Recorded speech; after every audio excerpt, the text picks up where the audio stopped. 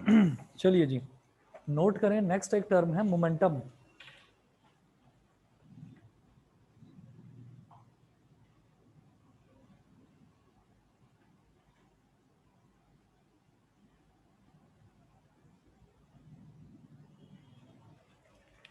Momentum. अब आपने एक छोटा सा हल्का सा कागज का टुकड़ा लिया, ठीक है, कोई भी कागज का टुकड़ा, वो ऐसे ही आपने थोड़ा सा उसको हवा में उछाला, वो ऐसे ऐसे ऐसे ऐसे घूमता हुआ आ रहा है, आपने उसमें खींच कर एक हाथ मार दिया जोर से, ठीक है, कहाँ जाएगा वो? आपने पूरी ताकत लगा दी उस पर, या आपने क्या करा, आपने एक टेनिस का रैकेट लिया और उस रैकेट से मारा खींच कर उसको, वो वहीं के वहीं वो फिर ऐसे ही घूमने लगेगा इधर उधर, कोई फर्क ही नहीं पड़ेगा।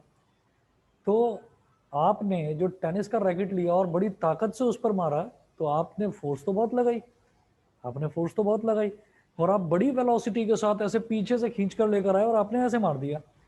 आपकी सारी वेलोसिटी, आपकी सारी फोर्स एकदम बर्बाद हो गई। क्यों? क्योंकि उसका मास बिल्कुल ना के बराबर था, बिल्कुल हल्का सा था वो।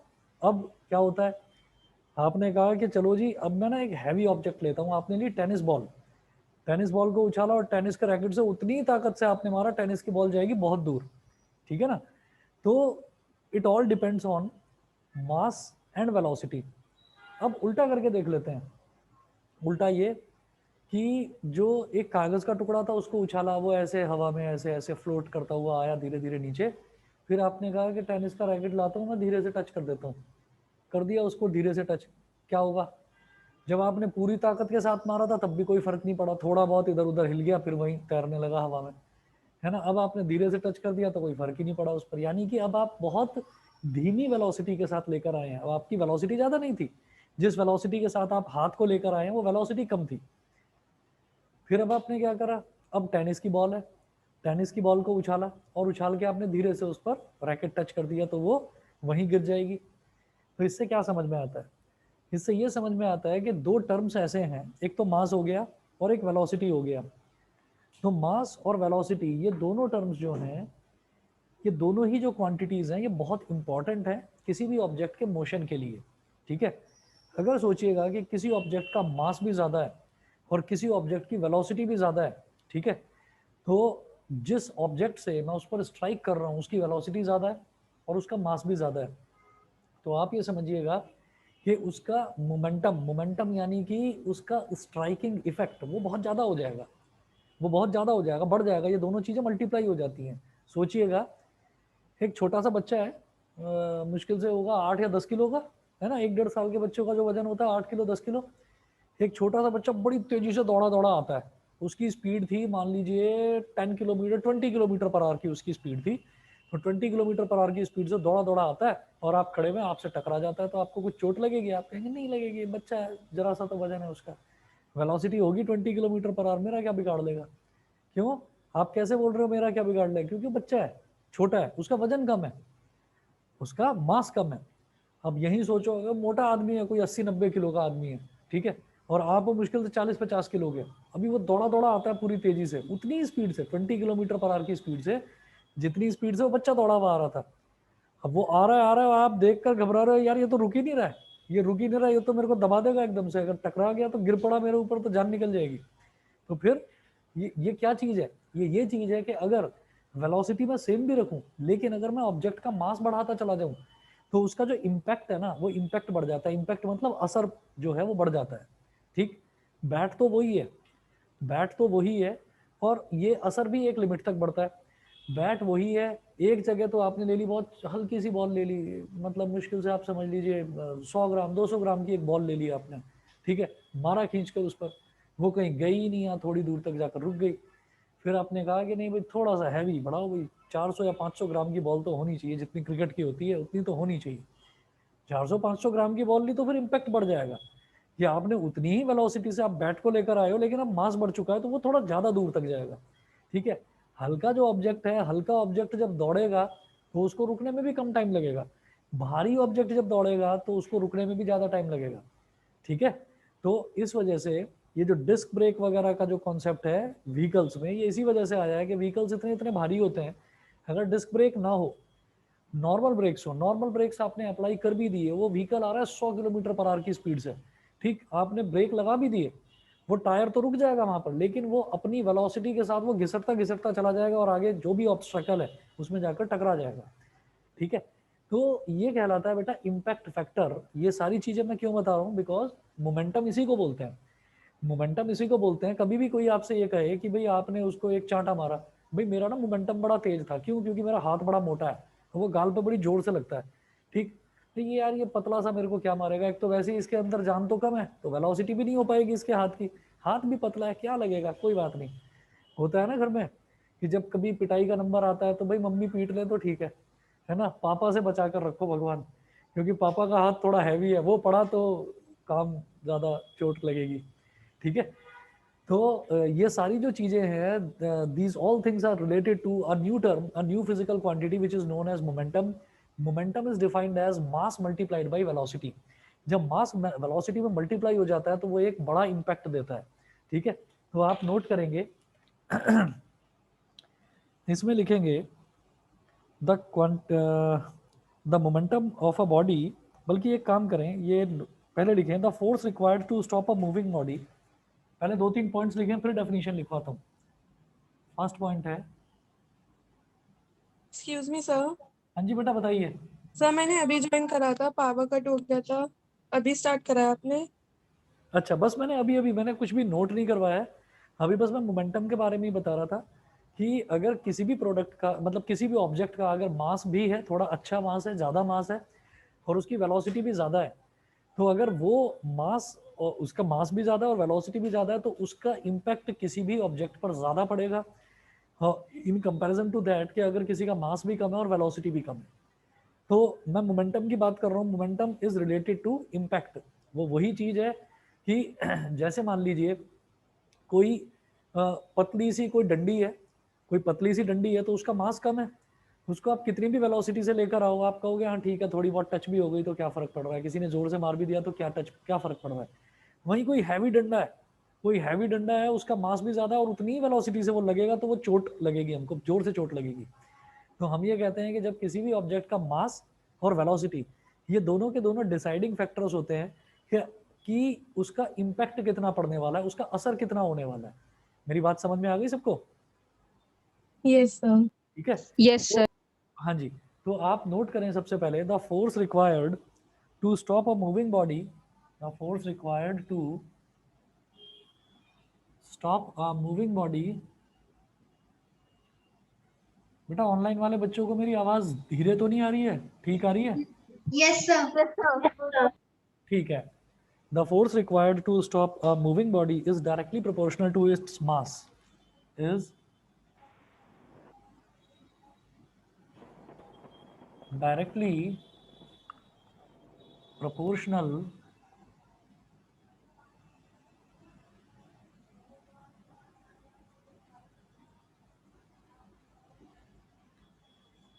is directly proportional to its mass।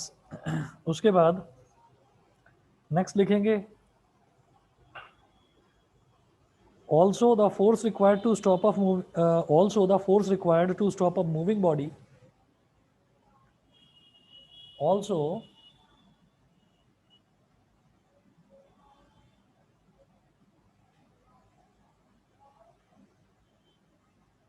the force required, also the force required to stop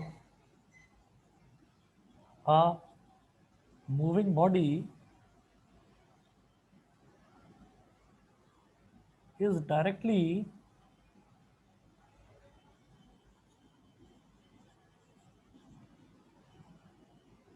proportional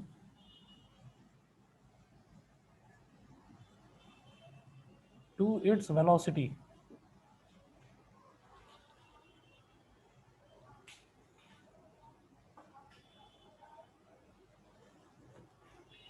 To its velocity, therefore the quantity of motion, या thus the quantity of motion, thus the quantity of motion in a body depends on the quantity of motion in a body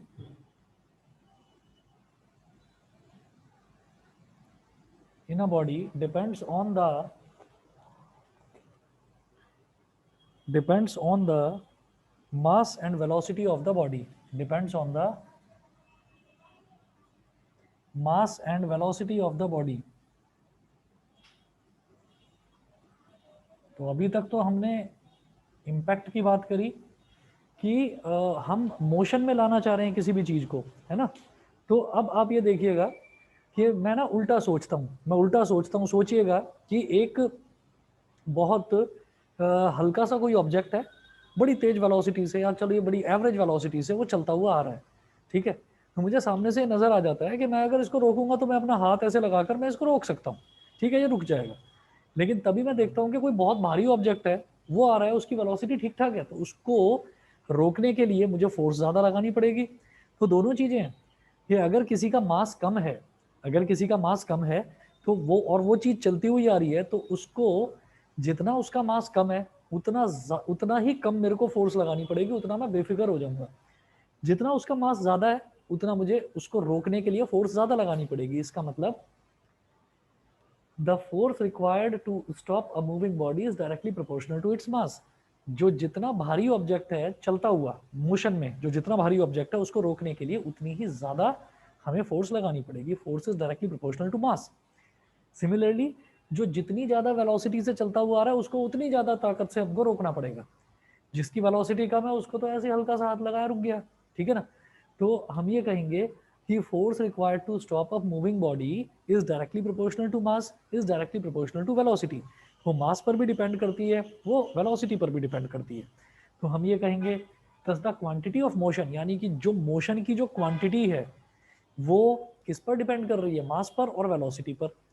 तो मास और velocity को use करके एक नया concept सामने आया, momentum. अब लिखेंगे the momentum of a body is defined as the product of its mass and velocity. The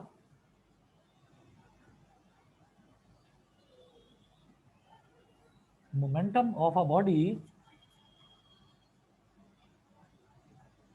the momentum of a body is defined as the product of the momentum of a body is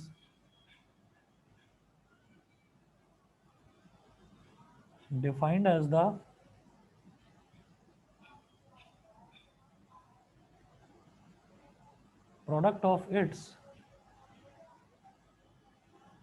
product of its mass and velocity.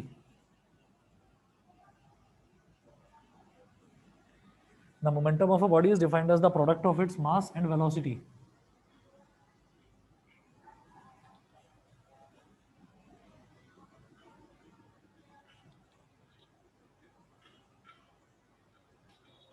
Is defined as the product of its mass and velocity. इसको ऐसे लिखेंगे, momentum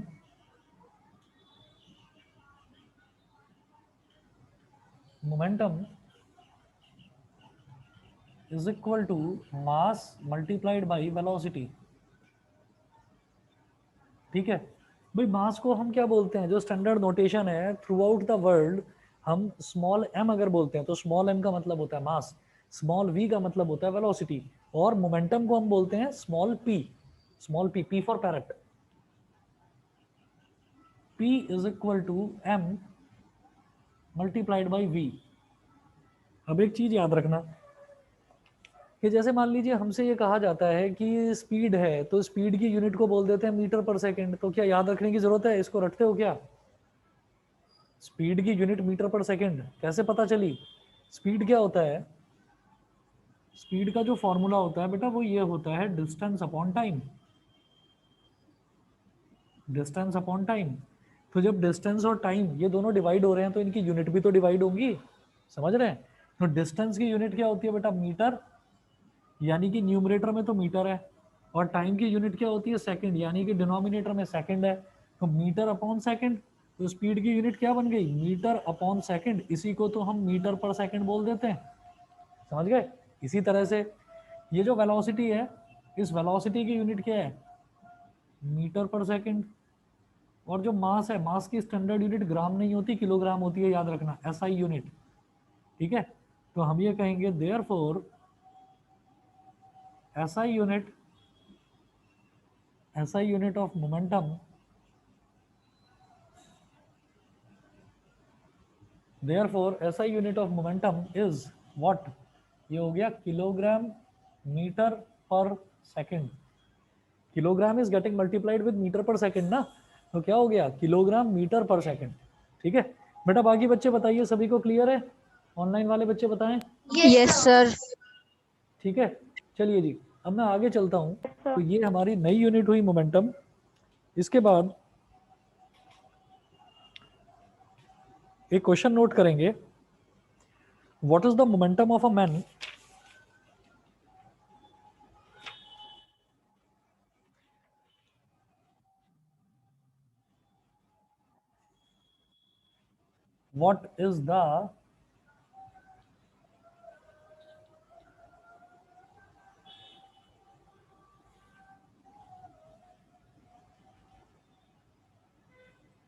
what is the momentum of a man, what is the momentum of a man of mass 75 kilogram, what is the momentum of a man of mass 75 kilogram when he walks with a uniform velocity, 75 kilogram when he walks with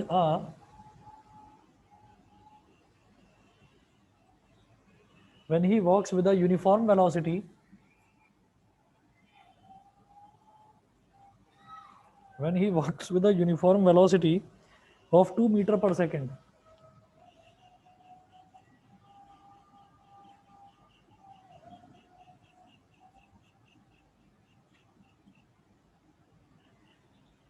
What is the momentum of a man of mass 75 kilogram. ठीक है, तो एक आदमी है, उसका मास दे रखा है 75 kilogram. मास को क्या बोलेंगे? स्मॉल एम, है ना. तो स्मॉल एम कितना दे रखा है मुझे? 75 किलोग्राम. उसकी वेलोसिटी स्मॉल वी, ये कितना दे रखा है बेटा? 2 मीटर पर सेकंड. तो पूछ रहे हैं इसका मोमेंटम बताओ. क्या होता है मोमेंटम? Mass into velocity.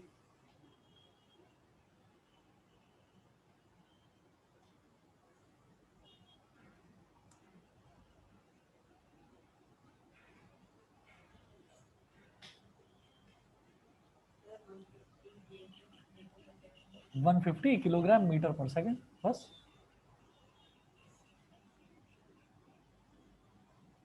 तो P is equal to M into v. तो P कितना हो गया? 75 इंटू 2, मतलब 150 किलोग्राम मीटर ऑब्लिक सेकंड. ऐसे भी लिखा जा सकता है इसको, या आप ऐसे भी लिख सकते हैं 150 किलोग्राम ms की पावर -1. ये भी एक ही बात है, चाहे ऐसे लिख दो चाहे ऐसे लिख दो. मीटर पर सेकंड को m ऑब्लिक s करके भी लिखा जा सकता है और ms की पावर -1 भी लिख सकते हैं. ठीक है. Excuse me, sir. हाँ जी बेटा बताइए. सर जिसका फॉर्मूला है m is equal to m into v, तो सर हमें मल्टीप्लाई का साइन लगाना कंपलसरी है, मतलब कि हम p is equal to mv भी लिख सकते हैं, तो वो ठीक होगा? अच्छा, हाँ, P is equal to MV भी लिख सकते हो. बिल्कुल बिल्कुल सही कह रहे हैं. Okay sir. जरूरी नहीं है क्रॉस का सिंबल आप बीच में बनाएं, आप MV लिख सकते हो. MV का मतलब भी यही है कि M is getting multiplied with V. Okay sir. ठीक है. उसके बाद बेटा नेक्स्ट है हमारा Newton's second law of motion.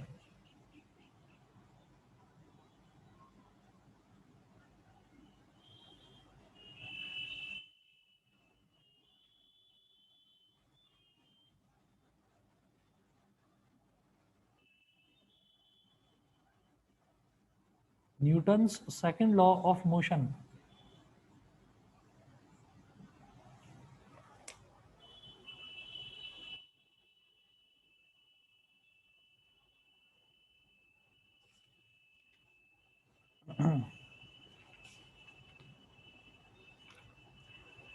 Note करिएगा, Newton second law of motion. According to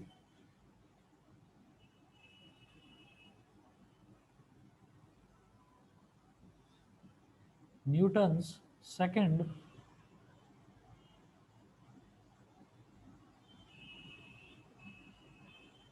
according to Newton's second law of motion, the rate of change of momentum of a body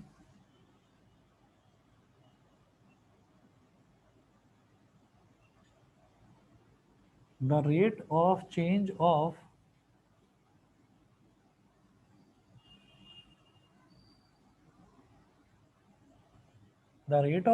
momentum of a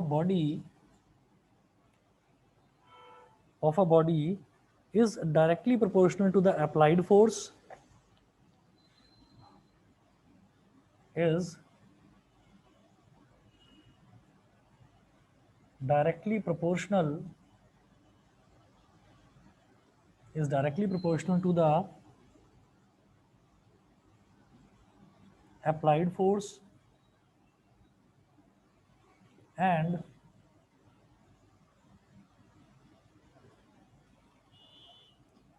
takes place in the direction in which the force acts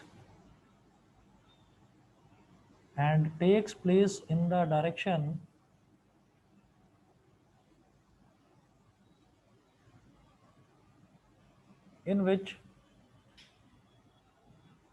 the force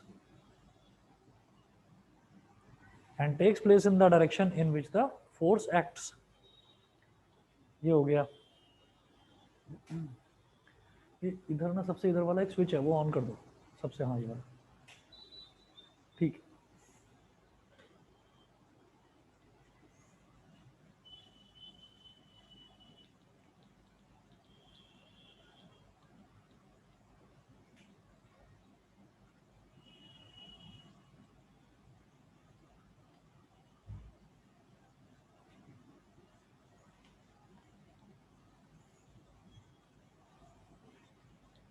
देखिए Newton's का second law of motion ये कहता है कि force applied on a body is directly proportional to the change in velocity. The rate of change of momentum of a body is directly proportional to the applied force, या उल्टा बोल दीजिए rate of change of momentum of a body. अच्छा, rate of change क्या होता है या rate क्या होता है?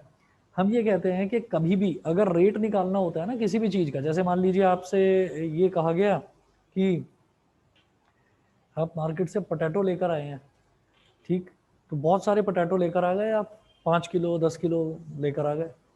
तो अब आपसे ये पूछा गया भाई रेट क्या है, कितने के लेकर आए हो? आप कहोगे भाई मैं 10 किलो जो है 200 रुपये के लेकर आ गया हूँ, है ना। भाई रेट तो बता मेरे को, रेट क्या है इसका? तो आप कैसे बताएंगे? आप ये बताएंगे ना कि पर केजी कितने का है। तो जब आपसे ये पूछा गया कि आप कितना लेकर आए हो, तो आपने बोला कि मैं 10 kg पोटैटो लेकर आया हूँ, कितने का? 200 रुपये का। तो 1 kg कितने का हो गया? 200/10।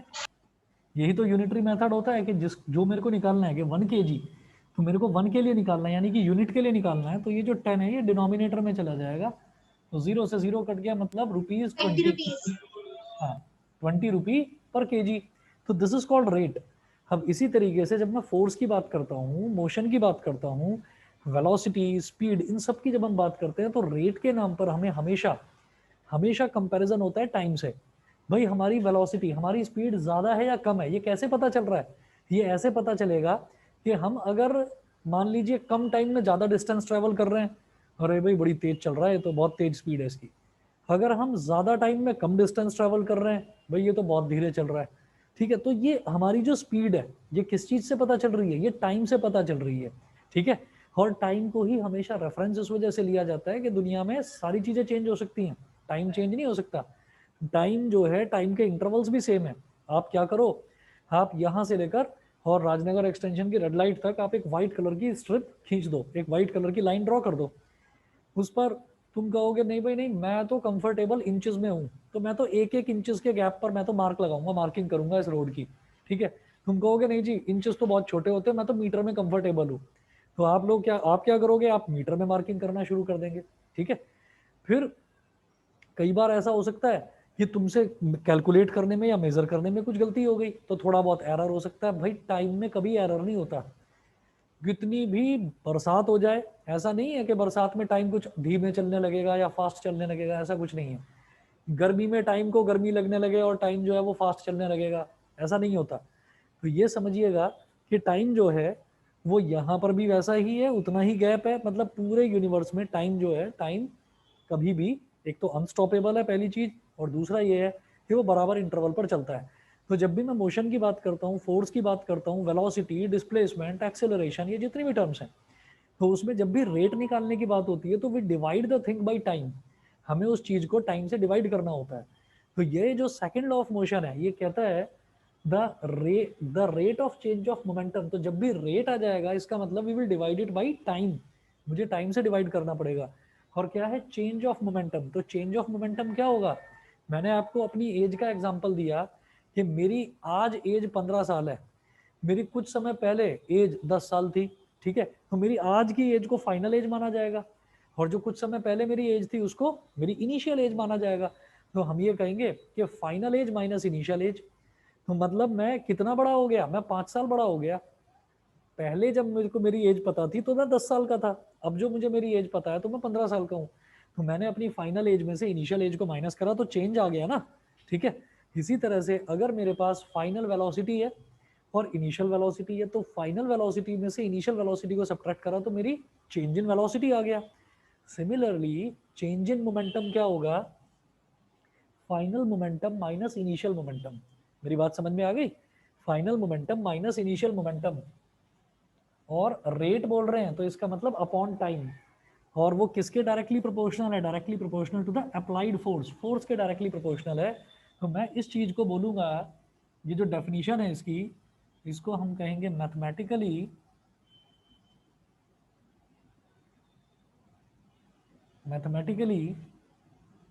Force is directly proportional to.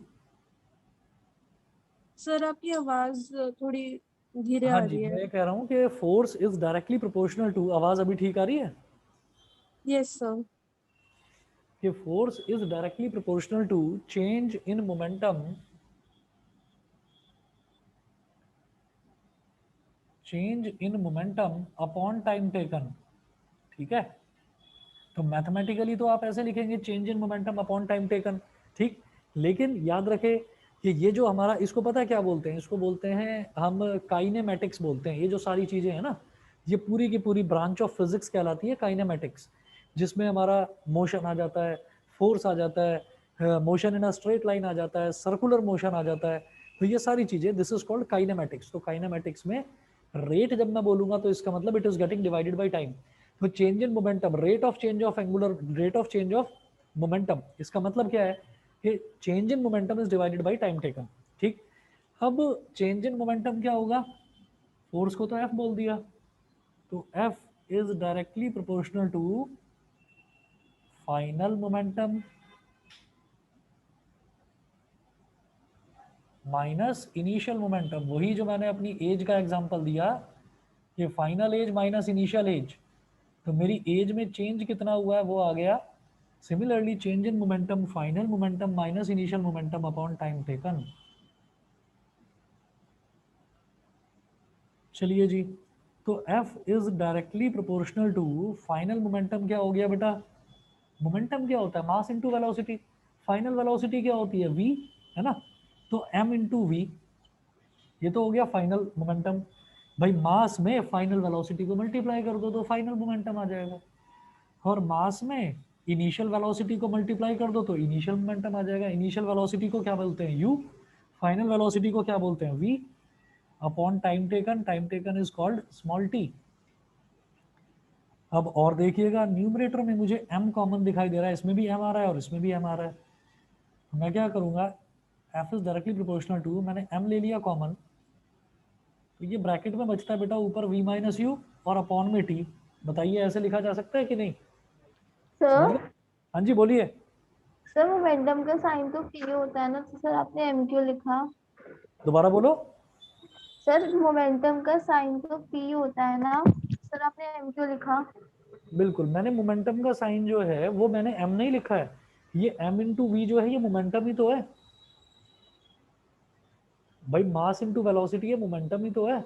और मास इंटू इनिशियल वेलोसिटी करेंगे तो इनिशियल मोमेंटम आ जाएगा, समझ गए। Okay sir. ठीक है, अब मैं क्या करूंगा इसमें, अब आप ये देखिएगा यहाँ पर साइड में एक छोटा सा बॉक्स बना लेना, इधर, और यहाँ लिखना first equation of motion. First equation of motion क्या होती है आप सब बच्चे जानते हैं, v is equal to u plus a t. ठीक है, ये होती है फर्स्ट इक्वेशन ऑफ मोशन। अब क्या करो, इस u को इधर ले आओ, तो ये हो गया v minus u is equal to a t. अब क्या करो, इस t को यहाँ डिनोमिनेटर में ले आओ, v माइनस यू, और ये a और t मल्टीप्लाई हो रहे थे तो t डिनोमिनेटर में आ गया, v minus u upon t is equal to a। अब इस बॉक्स को बंद कर दो। ठीक है, तो v minus u upon t is equal to क्या होता है, a। तो v minus u upon t की जगह मैं a लिख दूंगा। f is directly proportional to m into a। यहाँ साइड में नीचे लिख देंगे from first equation, f is directly proportional to m into a। ये हो गया। ठीक है, हमेशा याद रखिएगा, कभी भी कोई चीज किसी के प्रोपोर्शनल दे रखी होती है तो प्रोपोर्शनल का मतलब ये है कि m इंटू ए, अगर ये वाली क्वांटिटी बढ़ेगी तो f भी बढ़ेगा। ठीक है, तो इसमें प्रोपोर्शनैलिटी साइन हटाकर अगर मैं इक्वालिटी साइन लगाता हूँ तो कोई कांस्टेंट यहाँ पर इंट्रोड्यूस कर दिया जाता है। कोई भी कांस्टेंट मतलब 1 2 3 4 5 6 कोई भी नंबर, तो हम ये कहेंगे कि f इज इक्वल टू के एम ए, वेयर। हाँ जी, कुछ पूछ रहे हैं, बताइए। So can you please explain it again? हाँ, 1 मिनट वेट करिए। कहाँ से नहीं समझ में आया, शुरू से बताऊं? तो सर ये जो मैथमेटिकली है यहाँ से तो हाँ जी, मैं बता रहा हूँ। हमने ये कहा कि rate of change of momentum is directly proportional to applied force. ये है हमारा न्यूटन का second law of motion.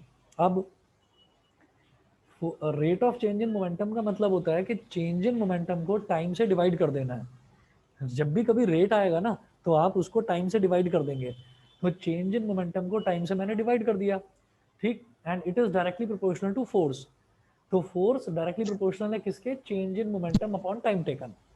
Change in momentum क्या होगा, फाइनल मोमेंटम में से इनिशियल मोमेंटम को सब्ट्रैक्ट कर दीजिए तो चेंज इन मोमेंटम आ जाएगा हमारे पास। अब जैसे फाइनल मोमेंटम है तो फाइनल मोमेंटम क्या होगा, मास इनटू वेलोसिटी होता है मोमेंटम, तो मास इनटू फाइनल वेलोसिटी करेंगे तो फाइनल मोमेंटम आ जाएगा, तो m into v, v is for final velocity. Mass into initial velocity करेंगे तो इनिशियल मोमेंटम आ जाएगा। तो ये फाइनल मोमेंटम, ये इनिशियल मोमेंटम अपॉन टाइम। अब यहाँ पर भी m है, यहाँ पर भी m है, तो m ले लिया कॉमन। जब m कॉमन ले लिया तो ब्रैकेट में क्या बचा, v माइनस यू, और अपॉन में t है ही। फिर फर्स्ट इक्वेशन ऑफ मोशन से मुझे ये पता चलता है कि v is equal to u plus a t है। तो इसको अगर मैं रीअरेंज करके देखूंगा ना तो v minus u upon T A के इक्वल आ जाएगा। तो मैंने v minus u upon t की जगह a लिख दिया। तो यहाँ से क्या आ गया, f is directly proportional to m into A. ठीक है, अब ये जो प्रोपोर्शनलिटी साइन है ना, ये मुझे परेशान कर रहा है। ये प्रोपोर्शनलिटी साइन से मैं कैलकुलेशन करने में मेरे को प्रॉब्लम होती है, तो मैं क्या करूंगा, मैं इसको हटाकर इक्वालिटी साइन लगा दूंगा। ठीक है, इक्वालिटी साइन जब आप लगाते हैं ना प्रोपोर्शनलिटी साइन हटाकर, तो ये रूल है कि हमें कोई ना कोई कांस्टेंट इंट्रोड्यूस करना पड़ता है। Where k is a constant, where k is a constant which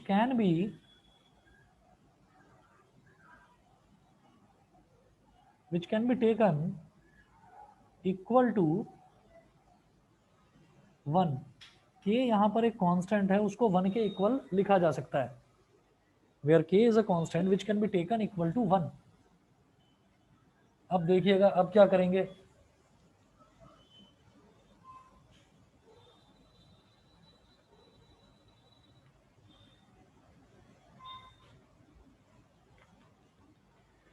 तो जब k की वैल्यू 1 हमने ले ली तो f is equal to ma।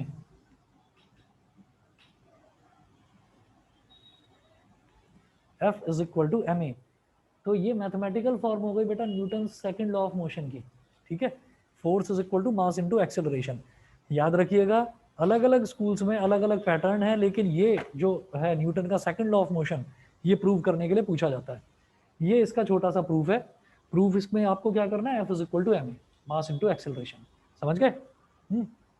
ये हो गया। इसके बाद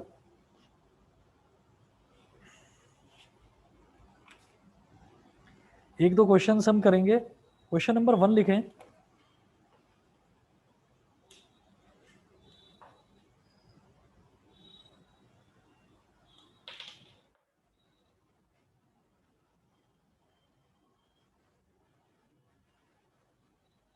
question number 1,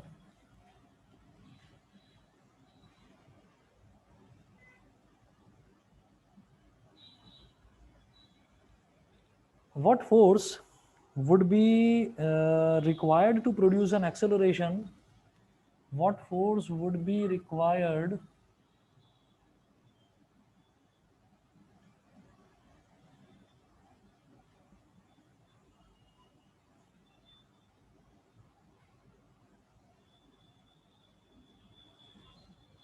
what force would be required to produce an acceleration of 4 meter per second square?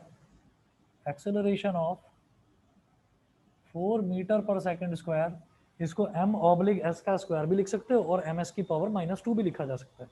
ठीक है, 4 metre per second square in a ball of mass 6 kilogram in a ball of mass 6 kilogram question mark. देखिएगा, सबसे पहले numerical करने का तरीका सबसे पहले ये होता है कि मुझे डेटा क्या क्या दे रखा है, मैं सबसे पहले उस डेटा को नोट डाउन करूंगा।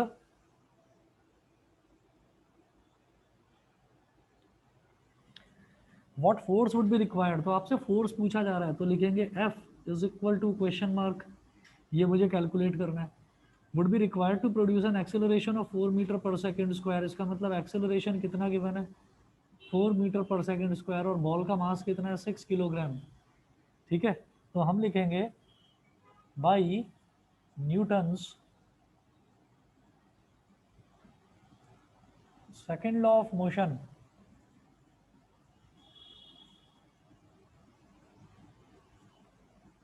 F is equal to ma। Newton का सेकंड लॉ ऑफ मोशन का मैथमेटिकल फॉर्म अभी अभी प्रूव करा है, F is equal to ma होता है। ठीक, F is equal to ma।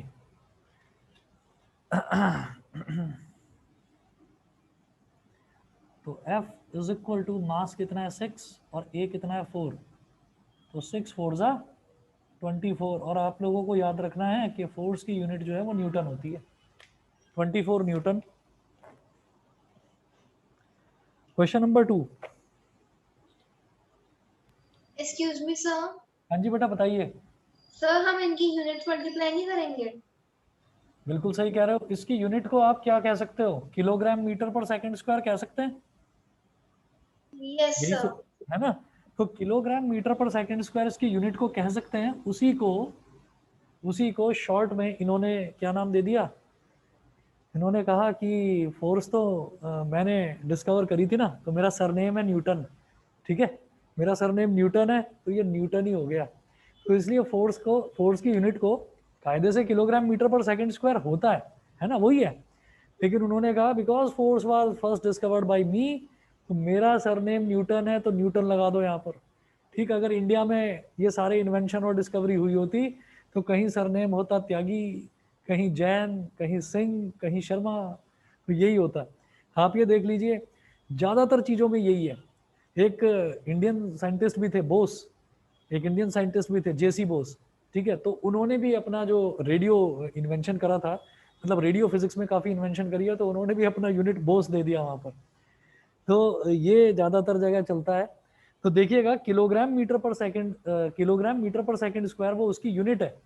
ठीक, तो उन्होंने अपना ही सरनेम दे दिया, तो फोर्स की यूनिट न्यूटन होती है। किलोग्राम मीटर पर सेकंड को ही मीटर पर सेकंड स्क्वायर को ही न्यूटन बोल देते हैं। समझ गए? Yes sir. इसी तरीके से पावर होता है ना, पावर, तो पावर का आपको फॉर्मूला शायद नहीं पता होगा, work done upon time taken होता है।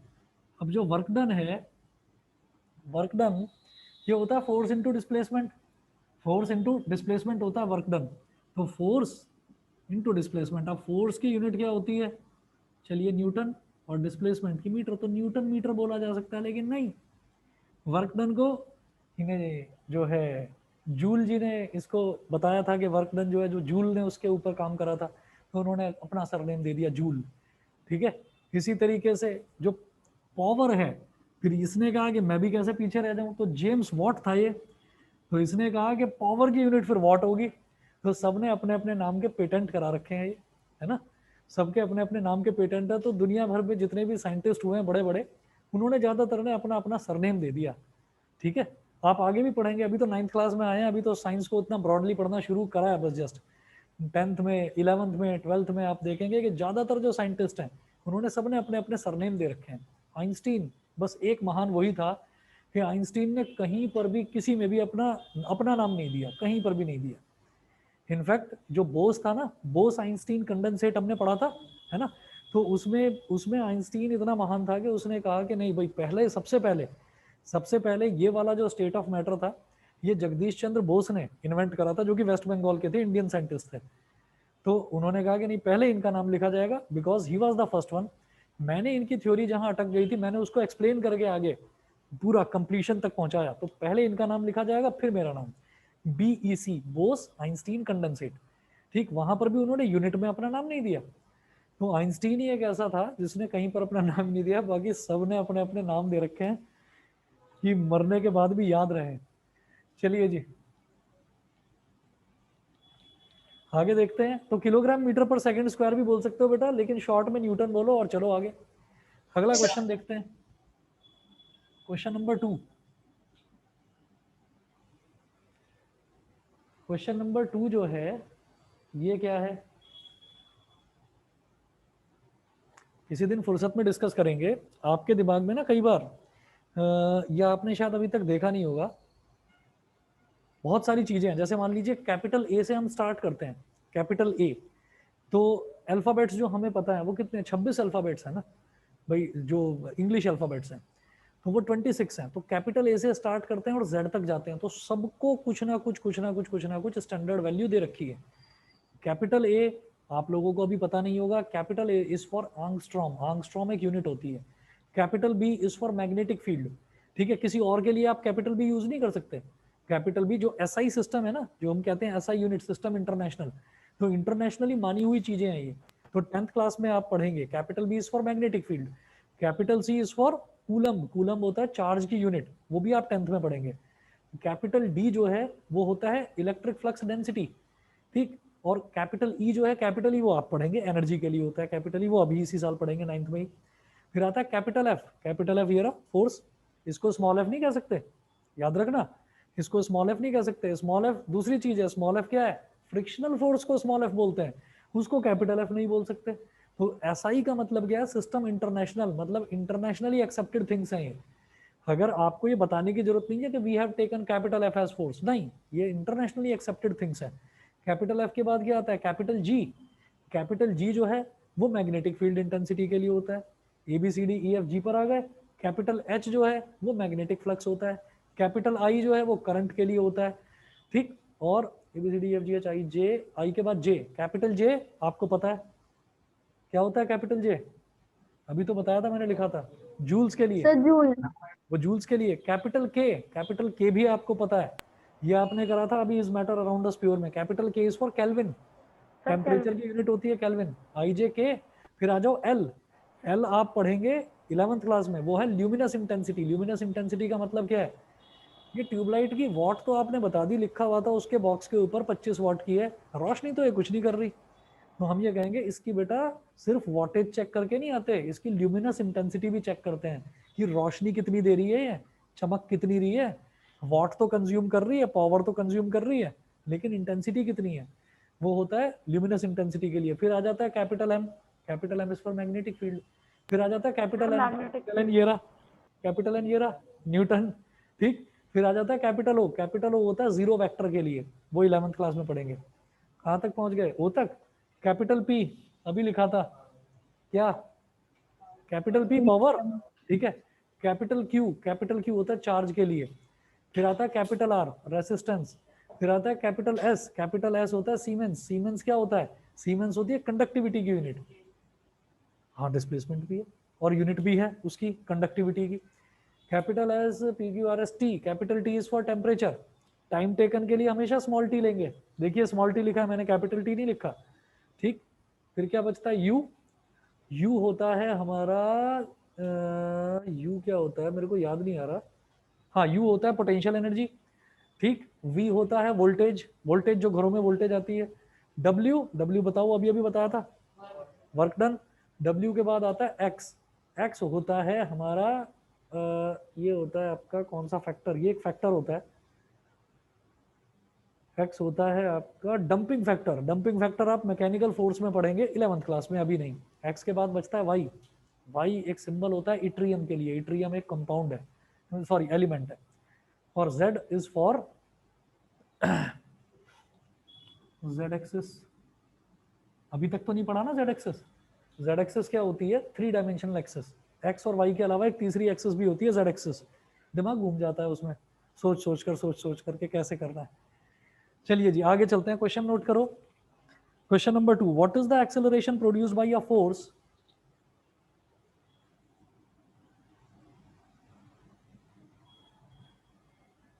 what is the acceleration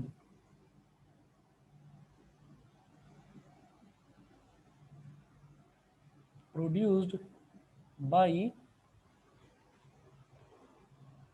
a force of 12 newtons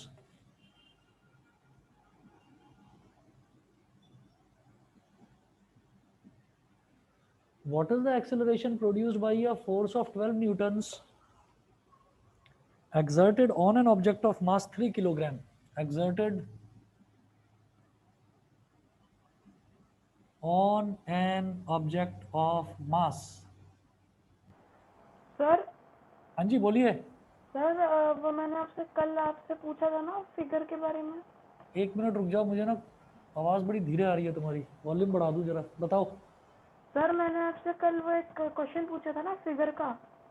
हाँ तो मैं कह तो रहा था वो भेज देना मेरे को, तुमने भेजा ही नहीं। एक मिनट था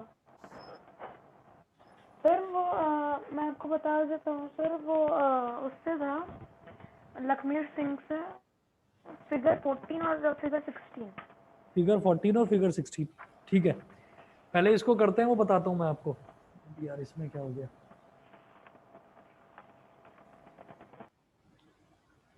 एक मिनट वेट करिएगा, मेरी ना वीडियो में कुछ प्रॉब्लम आई है। Okay sir. हाँ अभी आ गई। Yes sir. Yes sir. चलिए, what is the acceleration produced by a force of 12 Newton exerted on an object of mass 3 kilogram. Data देखो और फॉर्मूला लगाओ। क्या दे रखा है, फोर्स है 12 न्यूटन, मास कितना है 3 किलोग्राम। तो by second law of motion, तो फिजिक्स में आधे से ज्यादा काम न्यूटन ने ही कर रखा है, बार बार न्यूटन लिखने की क्या जरूरत है। By second law of motion, Newton का ही सेकेंड लॉ ऑफ मोशन है। तो by second law of motion F is equal to M into A, मुझे ए बताना है तो ए क्या हो जाएगा, F अपॉन एम। समझ गए भाई, यहाँ मल्टीप्लाई हो रहा है, यहाँ जाकर डिवाइड में, तो A is equal to F upon M.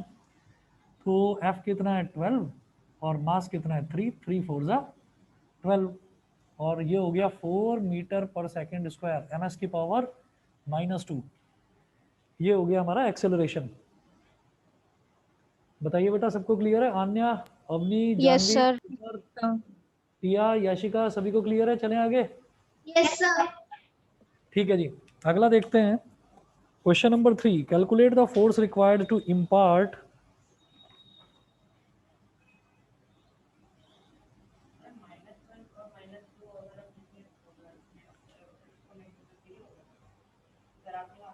हाँ हाँ चलेगा चलेगा। Calculate the force required to impart to a car. Calculate the force required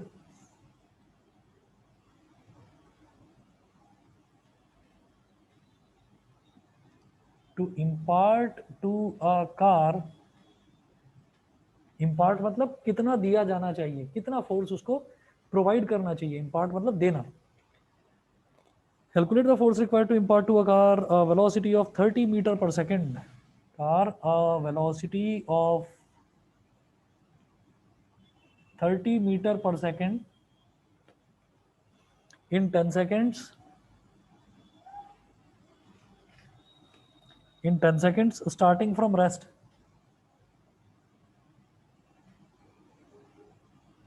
Starting from rest. Starting from rest. Full stop. The mass of the car is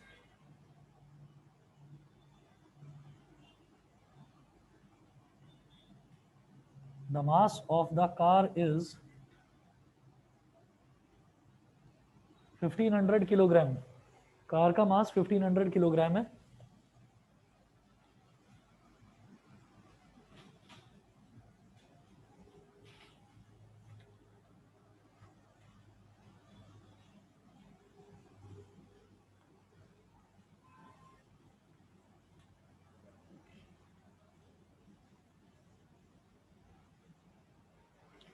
देखिएगा, जो जो चीजें हैं पहले तो उसको लिखते हैं. कैलकुलेट द फोर्स रिक्वायर्ड, इसका मतलब वो फोर्स पूछ रहे हैं. ठीक है, तो आप यहाँ लिखेंगे capital F is equal to question mark. ये तो मुझे कैलकुलेट करना है. उसके अलावा to impart to a car a velocity of 30 metre per second in 10 seconds starting from rest. कि एक कार जो है जो रेस्ट से स्टार्ट होती है 10 सेकंड में उस कार पर एक फोर्स लगाई जाती है. फोर्स कौन लगाएगा? इंजन, है ना. तो उस पर फोर्स लगाई जाती है 10 सेकंड तक के लिए. और 10 सेकंड में वो कार जो रेस्ट से स्टार्ट होती है वो बढ़ते बढ़ते उसकी स्पीड जो है 30 मीटर पर सेकंड हो जाती है. 30 मीटर पर सेकंड. ठीक है, सोच के देखना, किसी बहुत बड़ी स्पोर्ट्स कार की बात हो रही है. एक सेकंड में 30 मीटर, कोई गाड़ी चल नहीं सकती. कुछ भी बना देते हैं क्वेश्चन में. 30 मीटर बहुत होता है, एक सेकंड में नहीं हो पाता. खैर चलिए, तो स्टार्टिंग फ्रॉम रेस्ट का मतलब क्या है कि u जो है ना, इनिशियल वेलोसिटी वो कितनी है? 0 मीटर पर सेकंड. बेटा टाइम कितना दे रखा है? 10 सेकंड. फाइनल वेलोसिटी कितनी? 30 metre per second. v u t, चौथा वेरिएबल a निकाल सकता हूँ. ये कैलकुलेट कर सकते हैं. यस कौन सा सर. इक्वेशन लगाएंगे बताओ? फर्स्ट इक्वेशन लगाकर मैं a की वैल्यू निकाल लूंगा. ठीक है, और मास कितना दे रखा है? 1500 किलोग्राम. छोड़ रहा हूँ इस क्वेश्चन को मैं आप लोगों के लिए. एक्सेलरेशन निकालेंगे आप using first equation of motion. उस एक्सेलरेशन को इस मास में मल्टीप्लाई करोगे तो फोर्स आ जाएगा. Force is equal to mass into acceleration. ठीक है, समझ गए? इस क्वेश्चन को छोड़ रहा हूँ, बाकी आगे फिर नेक्स्ट क्लास में करेंगे. हाँ, आंसर बता रहा हूँ. इसका आंसर है 4500 न्यूटन्स. आप चेक करिएगा, इसका आंसर है 4500 न्यूटन्स. चाहे तो अभी बैठकर कर लो, चाहे घर से कर लेना, जैसा आपका मन करे. एग्जाम कब है तुम्हारा? परसों. परसों है. एक काम करते हैं, तो कल भी साइंस ही कर लेंगे. यही वाला चैप्टर कर लेंगे, फिर आगे मैथ्स परसों से कर लेंगे. ठीक है, तो कल भी साइंस ही कर लेते हैं. बेटा सभी को क्लियर है? विदार, सोमिल यस सर. बताइए, याशिका, सिमर. Yes sir. 15, 16 और 17 था. Yes sir. विदार आज पता नहीं क्या हो गया तुम्हारे माइक में ना कुछ, या मेरे स्पीकर में बहुत धीरे आवाज आ रही. दोबारा बोलो प्लीज. सर फिगर 15, 16 और 17 था वो क्वेश्चन जो मेरा था. कोई बात नहीं, कल बताता हूँ. कल मुझे शुरुआत में ही बता देना. ठीक है सर. और सुनो, मैंने केमिस्ट्री का होमवर्क करने के लिए भेजा था, बोला था, तुमने भेजा नहीं अभी तक. सर वो आधा बाकी है, वो आपको भेज दूंगा. चलो कंप्लीट करके भेजना मुझे. ठीक है, ठीक है सर. चलिए. Okay. Bye sir. Thank you sir. Thank you sir. Okay. Okay. Thank you sir. Okay. Thank you sir. Okay.